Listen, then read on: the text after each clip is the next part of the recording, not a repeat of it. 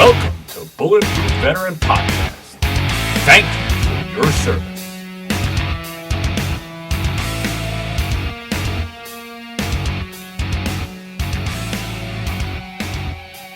All right, everybody, welcome back to Bulletproof Veteran Podcast. It's great to be with you on this New Year's week, and we're going to end 2021 with a bang. Last week, we were talking about men's issues. We were talking about being a man over 40, a veteran over 40, all this stuff, a lot of testosterone and all of that. Well, we also talked really briefly about some of the challenges that women deal with, especially as veterans and especially while they're in the military. Dr. Simpson talked a lot about it. And so what better way to kind of bookend that whole, talk than having a prominent female veteran on the show. So we have on the show this week, Aurea Franklin, 101st Airborne veteran. All right. She has a book out. It's called Silent Freedom, and it talks all about a woman's perspective of war. And, it's great to have you on the show. Thank you so much. Thanks for having me, Jason. It's an honor to be here today. Like I said, I'm glad. And it really worked out so perfect because, like I said, we were talking all about the guy stuff last week. So I didn't want to forget all my female companions out there and female veterans that do so much for our military and so much for our country. I hate when, we kind of skip over that topic. And I think that female veterans have so many unique issues while serving and then after service that we need to highlight. So it's great to have you on. But as we usually do, we like to get started with hearing a little bit about the person behind the book, behind, the author or persona that you have as a veteran. Tell us a little bit about yourself. Tell us about your military service, all of that. Sure. Jason, I originally hailed from the Philippines. I am a Filipina, and I used to be a college school teacher back there. And then I put it down in my book that I met someone through a fellow instructor. They introduced me to someone, so we become pen pal. Oh, by the way, I am the youngest of 8 children, so I came from a large family. Okay. All right. And so we wrote each other, and then he finally decided to come over to the Philippines and see how the country looks like. And so we talked, and he proposed and accepted. And to make the long story short, we got married with a dozen of godparents. That's how it is back there. How it was. It's a grand wedding. My cousins, my parents, my relatives made sure that it was a ceremony. It was an event that will be remembered for a long, long time. And then his name is Sol. He was from Honolulu, Hawaii. And to make the long story short, he brought me here to the United States. And this is where I joined the military. He took me around Honolulu, Hawaii, and then time came that he had to go back to work in Kwajalein Atoll. I don't know if you know where that is. No, I'm not familiar. It's a top secret base where the missiles were kept. I guess it's a very strategic location, and that is the United States, one of the top secret island. Okay. And he went back there, and I was in Honolulu, Hawaii, and I was looking for a job. I was looking for a job in computers or anything in accounting because that's my major in accounting. But then I stumbled into sorry about that, the recruiting stations. At first, I stumbled into the Marines and then the Air Force, and nobody was there. So I went to the next recruiting station, which is the Army station, and I joined and I passed the test, and my recruiters were very happy and took me and adopted me like their own because coming from the Philippines, and of course I had a very accent then. although English was the primary language, and Spanish was our second language in the Philippines. All right, so I was already in the Army when the 9/11 happened. I was in Fort McCoy, Wisconsin. I was a regular Army, but our mission was to train the reserve and the National Guards. And then I was working on the first floor. I was with the Adjutant General's, branch. And the operations sergeant came down running and got me, and he said, okay, we called each other last name by last names, of course. Franklin. Okay, so we went upstairs and we witnessed people jumping from the buildings. And when the plane hit the second Twin Tower, it was horrible. We saw the airplane. We saw the people jumping from the buildings. We saw the billowing dark smoke, and it was horrible. Yeah. And that caused the multiple deployments to Iraq and Afghanistan. And I was already with and then I was transferred to, or I moved to the 101st Airborne Division, and I got caught with the deployment, and I was in the process of, my husband from Honolulu died. Oh, I'm sorry.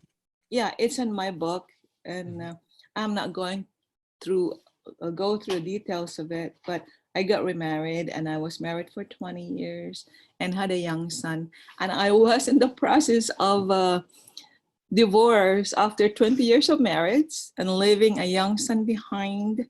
And I was a soldier and I had to go. So it was the first deployment to Iraq.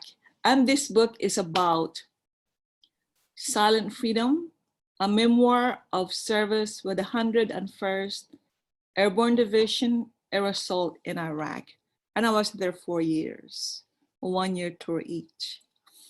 Wow. And that began my combat journey. But that's it.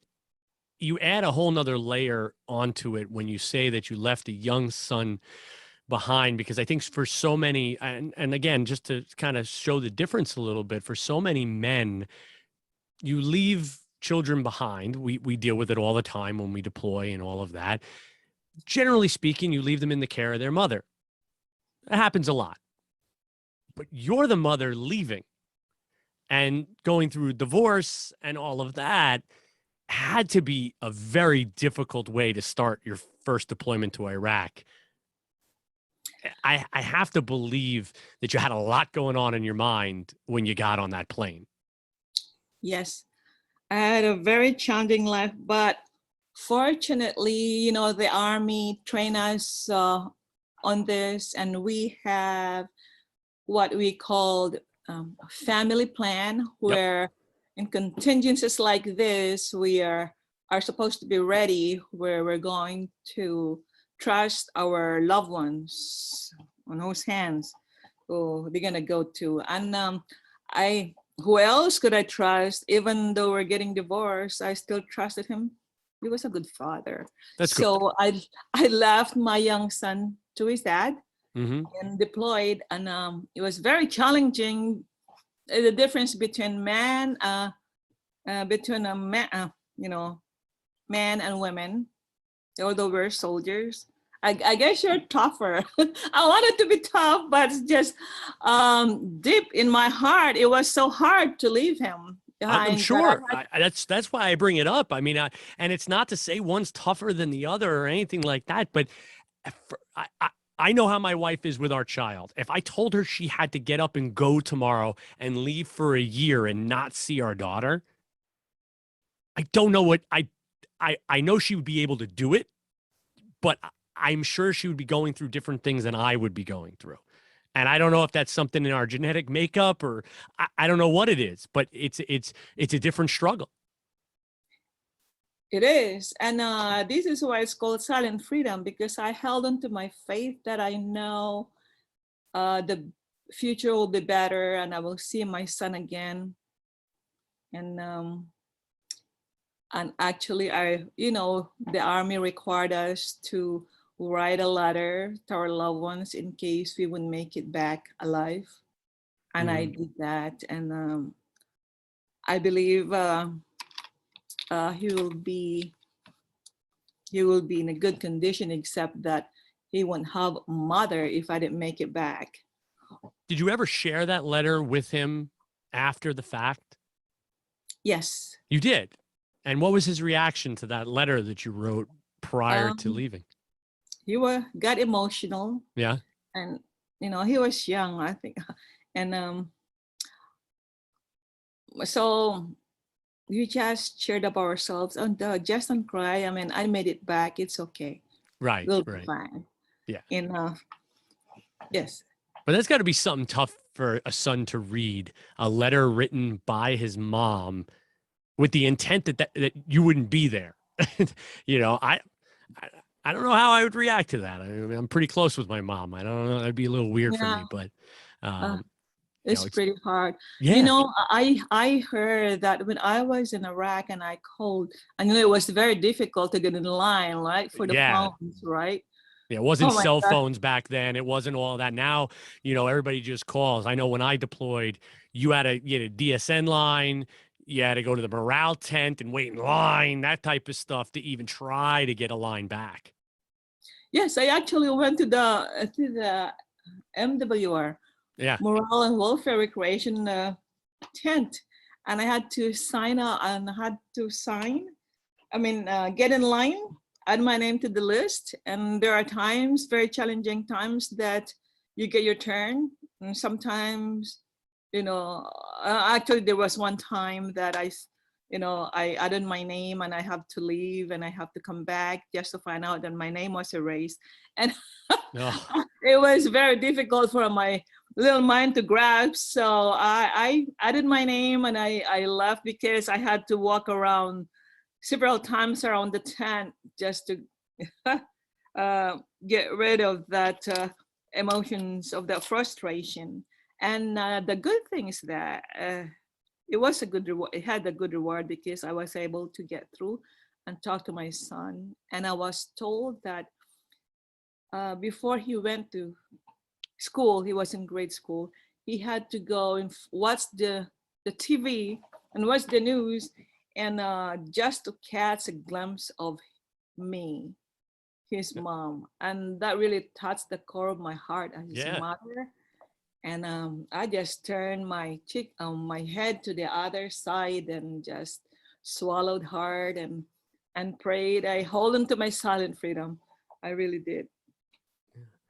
Now, you keep saying silent freedom, and obviously that's the name of the book. Where did you come up with that idea, this silent freedom? It's not a term that I've heard previously. So, and that's something that I wanted to talk to you about, because you talk a lot in the book about faith, about hope, about challenge, and kind of, meeting challenges head on and all of that.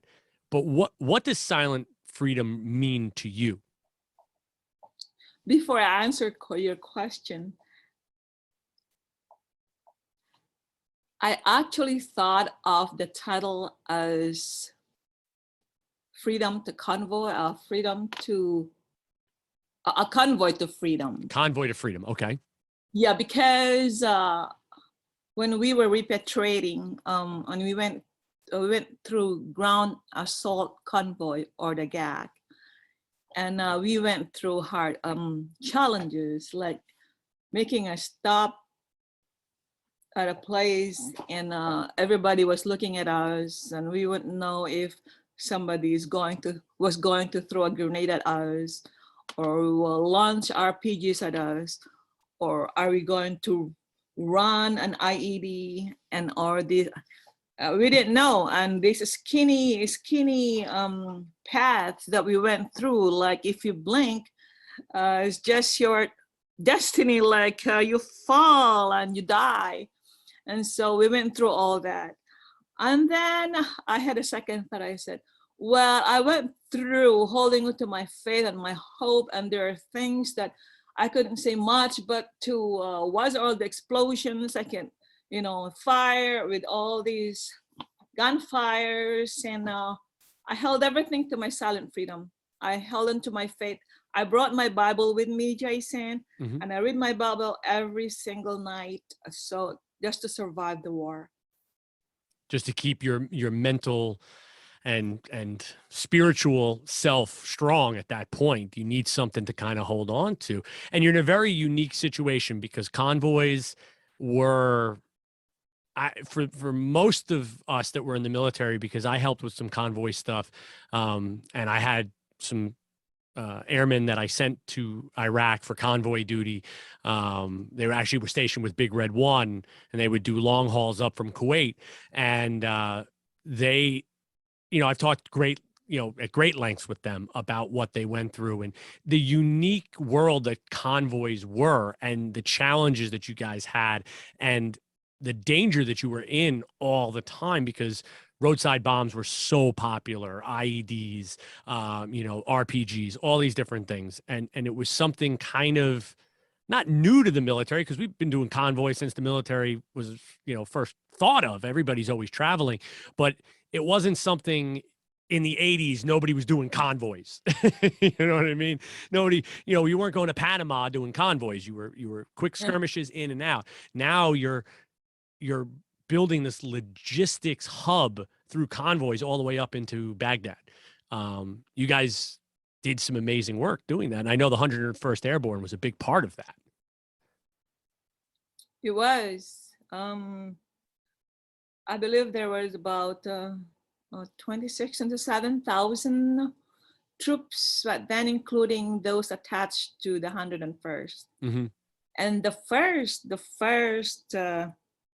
destination was Mosul. Okay. My book has 4 parts. The first deployment, which was in Mosul. The second, which was in Tikrit, the Saddam Hussein's hometown. Yes. Yeah. The third was the destination was in the zoo, Baghdad, which used to be where Saddam Hussein and his children fed the animals with the people they disliked, I heard. And the fourth was still in the zoo. Okay. So, and each time you had very unique challenges to get to those destinations where you didn't know you were going to be able to get there. It was difficult as a woman traveling. Forget being a woman soldier traveling. Can you talk a little bit about the challenges and how you got past each one of those missions? Thank you, Jason. Thank you so much for asking me that question. That's a very good question. Yes, and so I was actually separated from the 101st from my unit because I had to fill a very critical mission, and I stayed with the 86th Combat Support Hospital. And they're also based in Fort Campbell, Kentucky. It is a large hospital. So I was based with them. I was a casualty liaison officer, and I made sure that there was a connection, or there was a link between, Uderik, Kuwait, which I was stationed at with the cash, and my unit was already in Mosul. So after the mission was complete with the Combat Support Hospital, I called my commanding officer and my commander, and he advised me he recommended I redeploy with the hospital, and second, or I can rejoin them, but it will be impossible, and it would take a miracle to rejoin them because of what's going on, because of the war. And so I said, I am not going to redeploy with the cash or with the hospital. I told him that maybe he was thinking of another soldier, but I cannot leave my soldiers behind. My soldiers are already in Mosul. So I did my best. I talked to several units that I heard were deploying to the northern Iraq. Mm-hmm. And it was very difficult, Jason. Nobody took me. Nobody would like to take me. And I found out that's because I was a woman. It was difficult to hitch a ride to Mosul. So I held on to my silent freedom. I went back to my tent crying. And I prayed so hard. But you know, Jason, there is God. There's really God. Because I have miracles happen on the same day. My first miracle was that I didn't know that God, well, he has a plan for everyone. He had a plan for me, and he sent Michael in disguise of an aviator, right? So he came to the tent and asked, I came here to pick up a little patient. And my fellow soldier and I just look at each other intensely, like we don't have a little patient. We were about to break down the tent.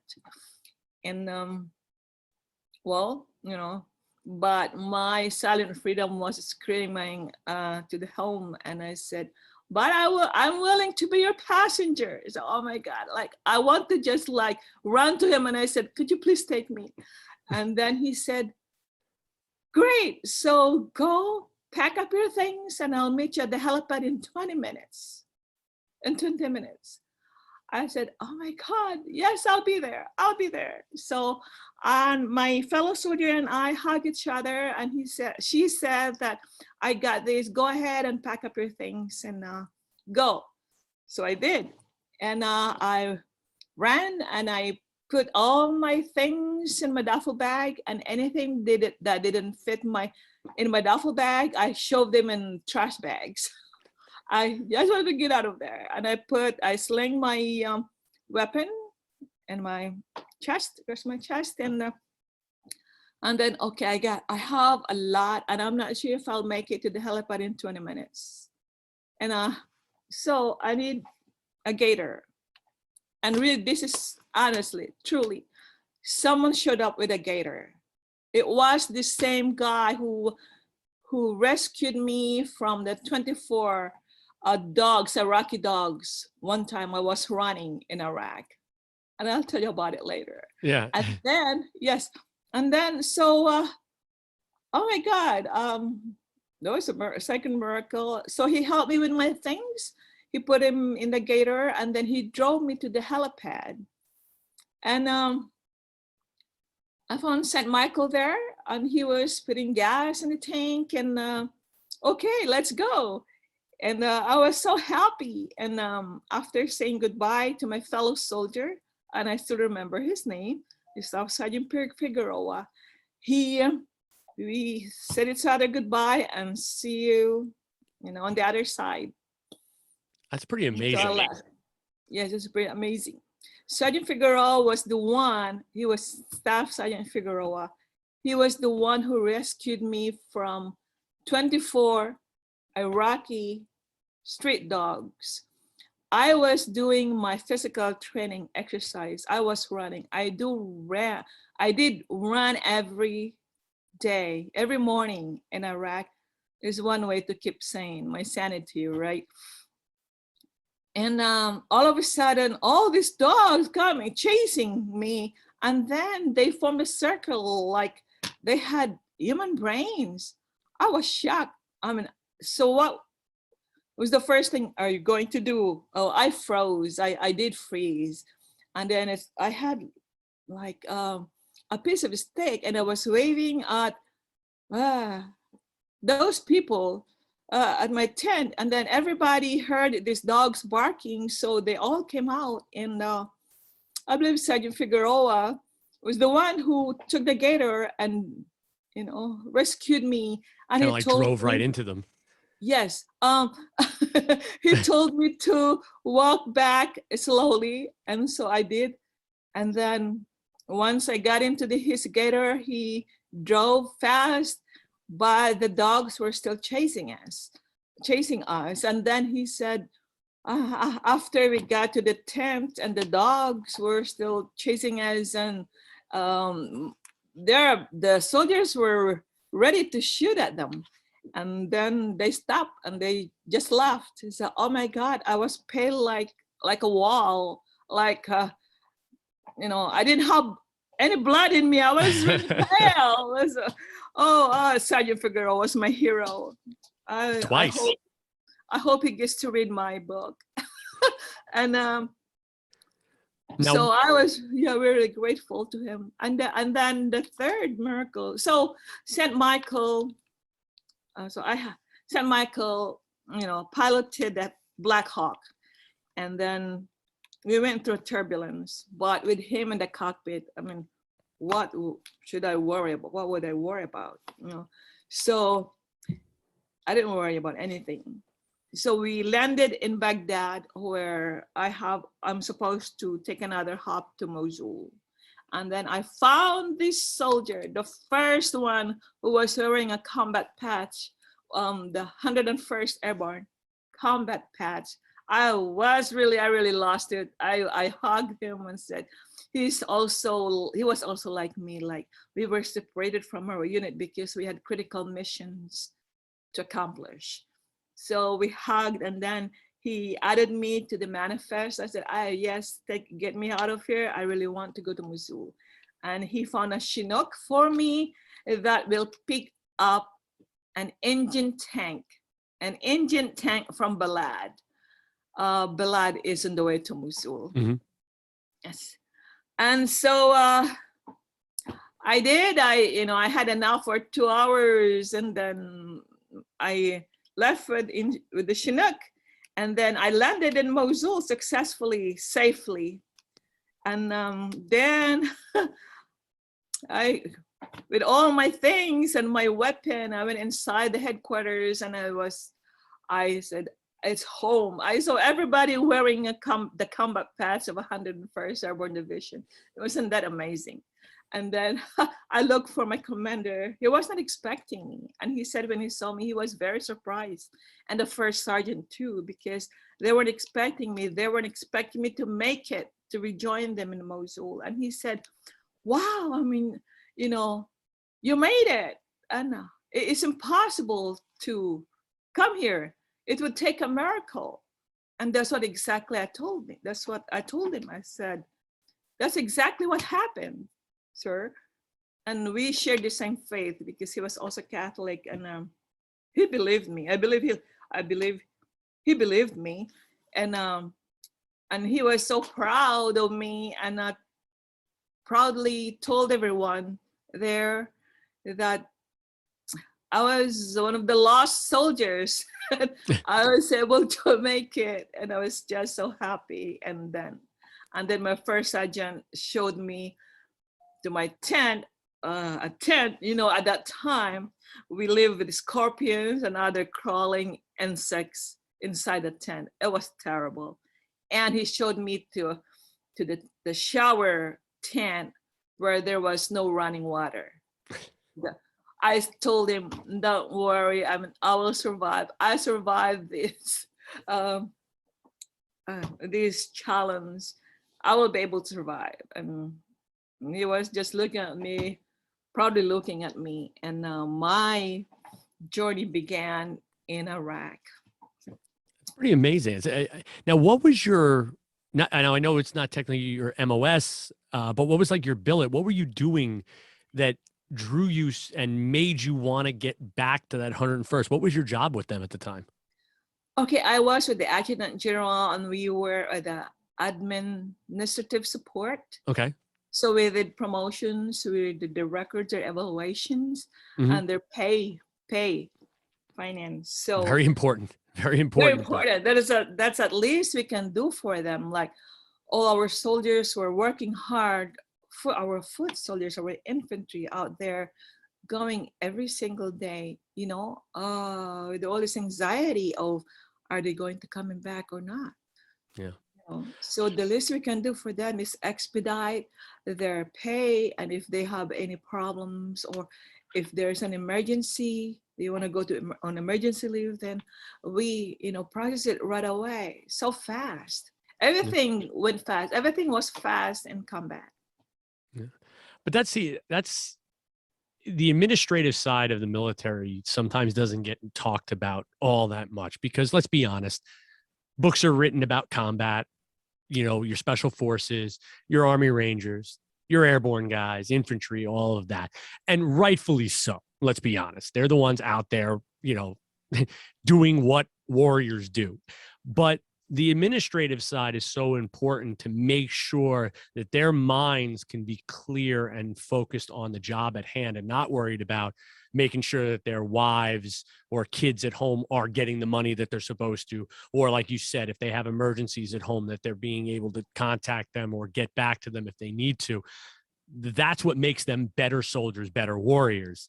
And I think it's good that we shine a light sometimes on the administrative people that deploy into these war zones to make sure that our soldiers and our warriors are able to fight. Exactly, Jason, thank you. It's a very good point. And just like what you said, we don't want our soldiers to worry about their families, about their finances. We want them to focus on what they do and what they did best. And we have great soldiers. We have lethal forces, and we want them to excel in their fields. So we took care of the administrative things for them. Yeah. And but one of the saddest things about it is that if something happens to them, we take care of them. I mean, we notify their families. And yeah, so from the time they join the military to the time they die, we take care of them. Yeah. And listen, I know that a lot of my friends got very close with their administrative folks. When they needed something, especially when we were in Europe or whatever the case may be, they were the go-to people to get things done. They knew the ins and outs a lot better than we did. So it's like, hey, I have this problem, just fix it, please. I'm still very close to one of my best friends she was in finance. She still memorized my Social Security. I would be able to just call her on the phone and I'd be like, do you need information? No, I got your information. Don't worry about it. And she would just fill out my forms for me, get all my stuff straight, and I would never even have to worry. And it was such a load off to know that I had people backing me up like that, no matter what we were doing. So it is, I think it is very important. It is. Yeah. So you went through all of this. You went through 4 miracles that you talk about in the book. Getting back to your unit, you talk about, just being deployed and all of that, being away from your son. As a female in the 101st, what was that like? What were some of the challenges that you had, even just, outside of just the normal deployment stuff? And how did you tackle those challenges? Well, the 101st treated me like a queen. I mean, that's one way to put it. They That's respected awesome. me. Mm-hmm. And they really respected their female soldiers. And actually our counterparts, the male soldiers, actually, like, if it's not combat, if they can bring us the food from the mess hall, they would do so. But we were equally warriors, and I did not have any problem with the 101st Airborne Division. But I love the food, Jason. I love the food. Oh my God. They serve steak and lobster. Well, you're talking to an Air Force veteran. I was used to the steak and lobster. When we deployed, we had KBR, that type of stuff. It was great. Oh my God. So you're an Air Force veteran. Yes. Oh my God, Jason. The first Air Force warriors I saw was in Sadr Air Force Base. It's not very far from where I live. And I saw them in full battle rattle. I thought, oh my God, the Air Force fights too. See, they'll even let us wear, they'll even they give us some stuff to play with and make us look like, we know what we're doing every once in a while. Oh, but you guys save us from these incoming missiles, air-to-air missiles. It was terrible. And that's when they invented the Rambler column. Yes. Where, Yep. Before it hits the ground, before it hits our dining facility, before the missile hits our living areas, before the missile hits us, and the Ramblers just took care of them, and we were happy. We were grateful with the Air Force. Yeah. Well, Thank you listen, for being all there. I say it all the time. I love making fun of the other services. We all break each other's chops. It's important to do that, but everybody plays a very specific role and works really well together. When I deployed with the Navy, when I deployed with, the Army, uh, it didn't matter. We broke each other's chops, but in the end, everybody had their mission and they did it. And that's what made the whole thing work. I think civilians don't realize that. I think they get into the stereotypes of the movies and this and that, and they don't realize how important it is that everybody has their role and you fit in that kind of in the puzzle to make the whole picture. Yeah, we tease each other at work, and it's just like United Nations, Mm-hmm. and we tease each other, but no, it's just break the ice, and at the end of the day, we're all warriors. Yeah. And, No, for sure. We'll take care of each other. We don't leave anyone behind. Regardless your Navy, your Air Force, your Army, we take care of each other. And we took care of each other in Iraq, and that's how we love each other. Yeah. Now, you how many years did you serve before you got out? I served 23 years. 23 years. Can I say something before I forget? Please. Yes, in Mosul, there were many nights that we heard these missiles, the RPG swoosh over our headquarters in Mosul. Mm-hmm. Every single night, same time, and it landed on the same place. It was like that, and we wouldn't know if we're going to see the day, the next day. It was really nerve-wracking, and they didn't find him until later. But in between that, we just took cover with our Kevlar and everything. But it took a while before they finally got them, and we saw the intel reports, Jason. It was it's amazing how this invention can disintegrate people, human beings, and things. Yeah. And that has to be a struggle in and of itself. You're already don't have sleep. Everybody knows during deployments, sleep is a huge commodity. And to have that going on every single night, it plays with your head, and it plays with your ability to kind of recover, recoup, and then attack the next day. And I think that's why so many people, when they come back, they have issues with sleep and with stress and things like that, because you're constantly bombarded and you're always in this high reactive state. And then all of a sudden you come home and you're supposed to just curl up in a pillow and go to sleep. Doesn't work that way. It's different. Yeah. So you served for 23 years, okay, which is very impressive. Now you've been out for some time now. How do you find being a female veteran? How do you find the community as far as, are there unique things that female veterans are dealing with that need more attention? I know that some of the proceeds from your books have gone to some veteran causes, female veteran causes. I know you've also chaired the Pacific American, is it federal employees, I believe, Pacific American?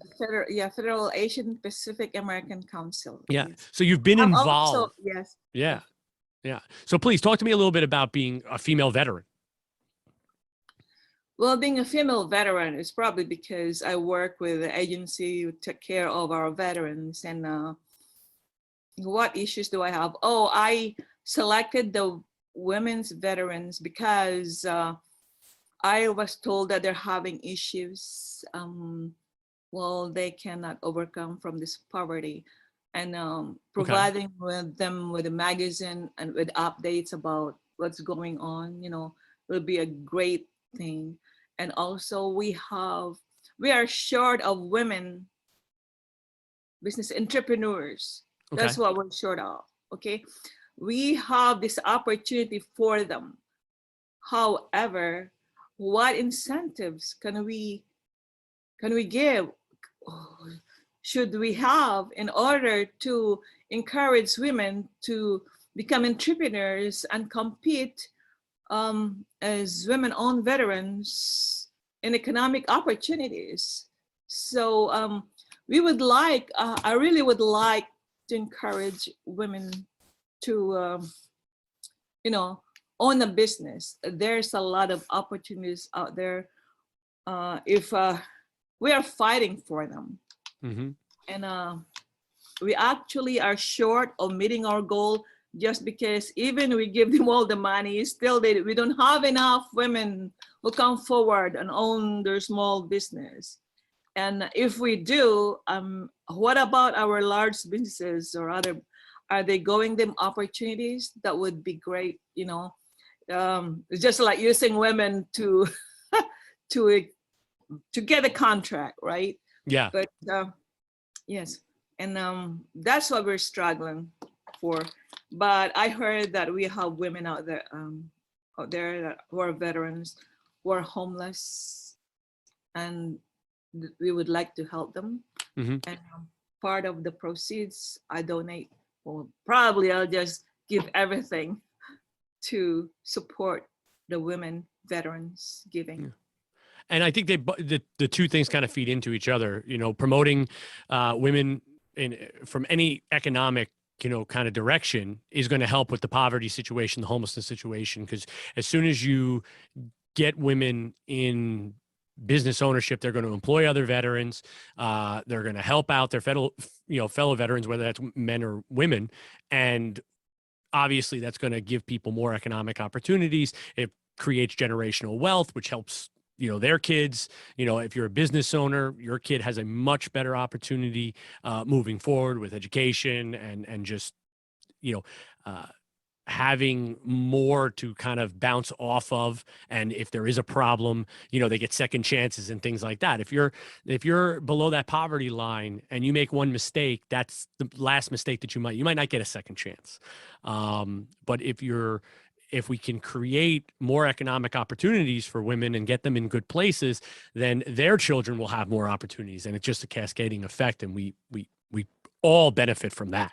So I could definitely get on board with that.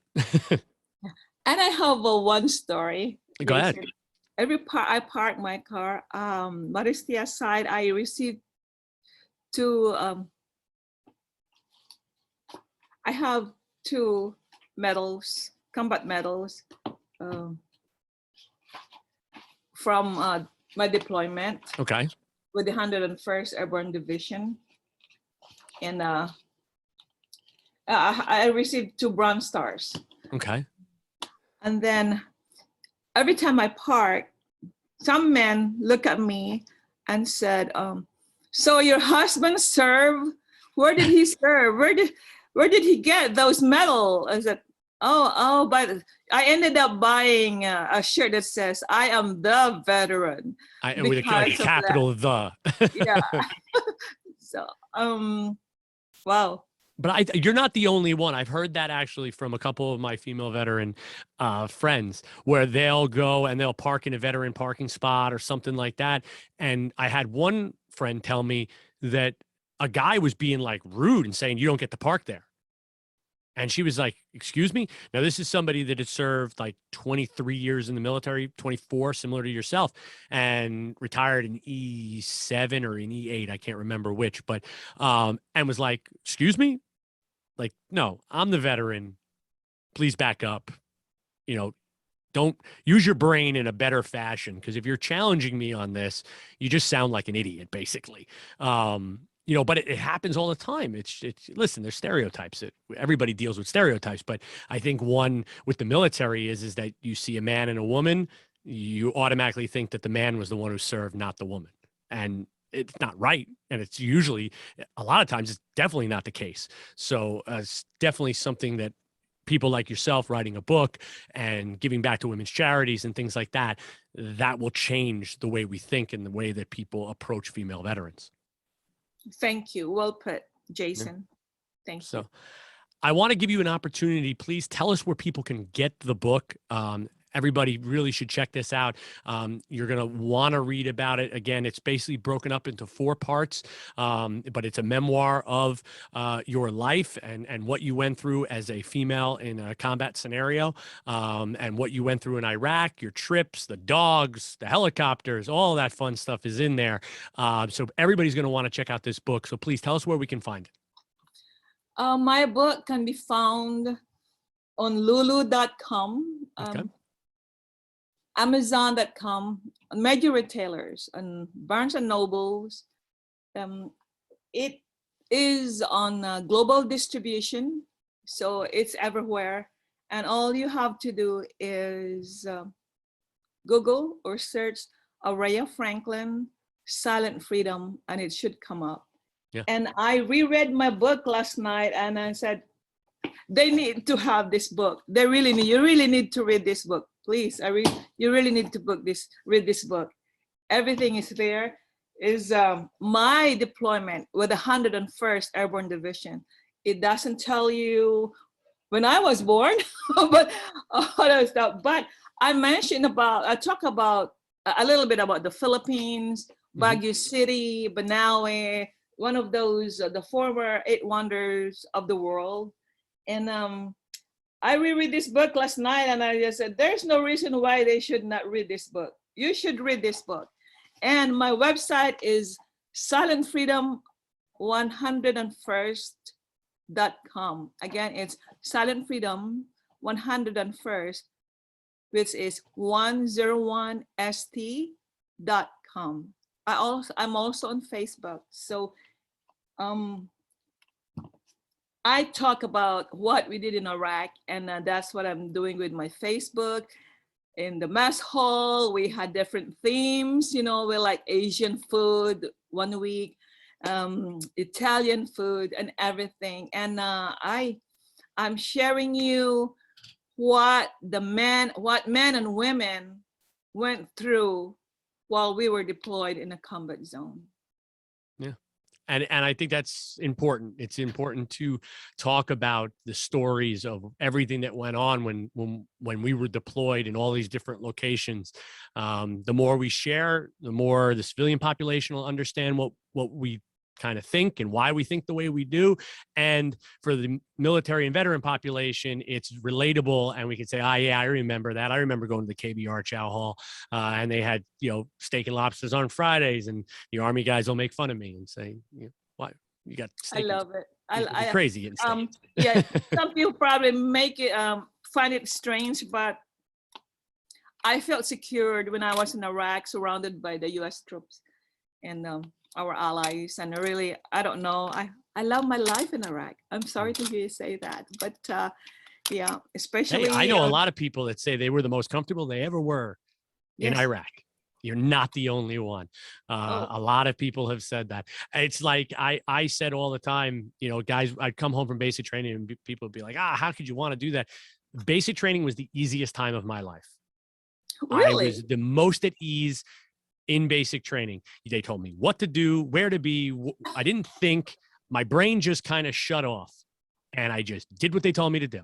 And it was the easiest time of my life. And some people like you they look at me like I'm crazy when I say that, but it's the same thing. I think some people they find calm in combat, so they're comfortable there, and there's nothing wrong with that. That's why we need people like you. Well, Aurea, thank you so much for coming on the show. I've had a blast talking to you. I want everybody to go out, check out Silent Freedom, okay? Amazon, all the major retailers, Lulu, check it out. Please give this book a read, learn about this story, and, again, help out female veterans. If you can, donate to the different causes. I know there's some stuff on the website where people can donate and all of that kind of stuff, the different charities that help female veterans out with homelessness and entrepreneurship, all of that. So we want to make sure we highlight that as well. But Aurea, thank you so much for coming on the show. It's great talking to a fellow veteran. Thank you, Jason. It's an honor. Thank you. And I hope you have a great rest of the day.